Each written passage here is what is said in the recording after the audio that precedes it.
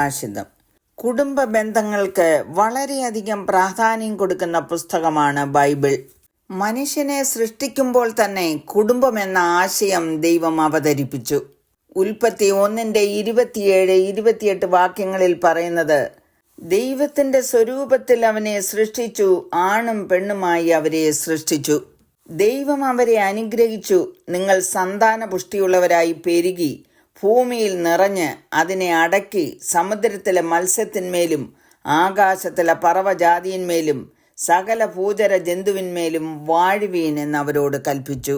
കുടുംബങ്ങളിലെ ഭാര്യാഭർത്തൃബന്ധം, അമ്മയപ്പന്മാരും മക്കളുമായുള്ള ബന്ധം, സഹോദരങ്ങൾ തമ്മിലുള്ളത്, ഒരു കുടുംബവുമായി അസോസിയേറ്റ് ചെയ്യുന്ന ദാസന്മാർ, യജമാനന്മാർ, സമൂഹം എന്നിത്യാദി കാര്യങ്ങളെ മനോഹരമായി അവതരിപ്പിച്ചിരിക്കുന്ന ഏക പുസ്തകം വേദപുസ്തകമാണ്.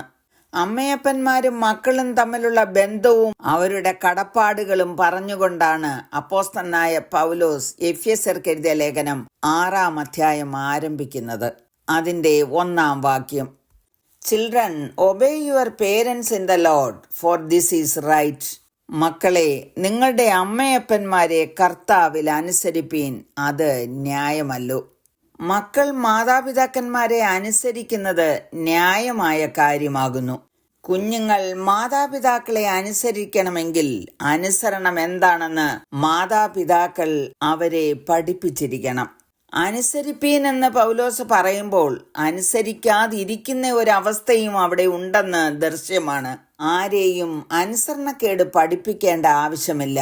കാരണം അനുസരണക്കേടിന്റെ വിത്തുകൾ തലമുറയായി ആദാമിൽ നിന്ന് പകരപ്പെട്ടിട്ടുണ്ട്. എങ്ങനെയാണ് അനുസരിക്കേണ്ടത് എന്ന് ആ വാക്യത്തിൽ തന്നെ പറഞ്ഞിരിക്കുന്നു.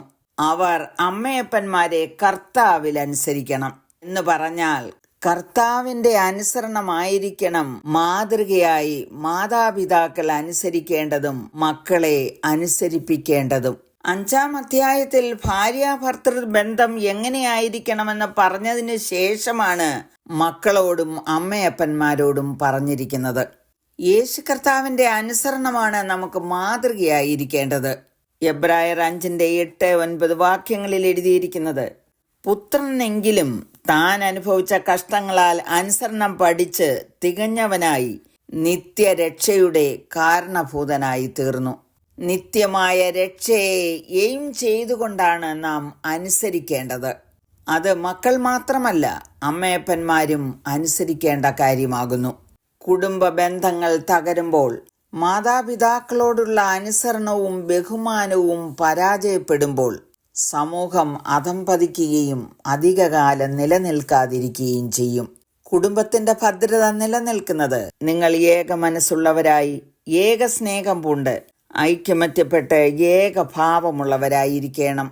ശാഠ്യത്താലോ ദുരഭിമാനത്താലോ ഒന്നും ചെയ്യാതെ ക്രിസ്തുയേശുവിന്റെ ഭാവം തന്നെ നിങ്ങളിലും ഉണ്ടായിരിക്കട്ടെ.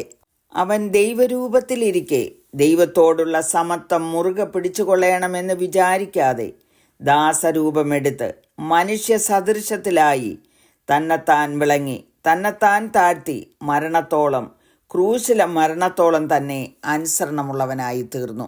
യേശു കർത്താവിന്റെ ഈ അനുസരണം മാതാപിതാക്കൾ ജീവിതത്തിൽ പ്രാവർത്തികമാക്കുകയും അത് മക്കളെ പഠിപ്പിക്കുകയും ചെയ്യുമ്പോൾ കുടുംബം ധന്യമായി തീരും.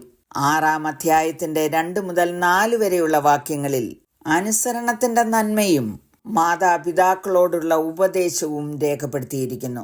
നിനക്ക് നന്മയുണ്ടാകുവാനും നീ ഭൂമിയിൽ ദീർഘായുസോടിരിപ്പാനും നിന്റെ അപ്പനെയും അമ്മയെയും ബഹുമാനിക്ക എന്നത് വാഗ്ദത്തത്തോടു കൂടിയ ആദ്യ കൽപ്പനയാകുന്നു.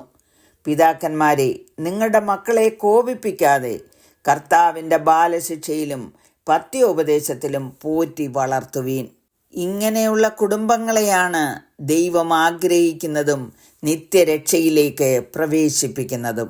ആകയാൽ യോശുവായോട് ചേർന്ന് നമുക്കും പറയാം, ഞാനും എൻ്റെ കുടുംബവുമോ ഞങ്ങൾ യഹോവയെ സേവിക്കും. God bless you all with these words.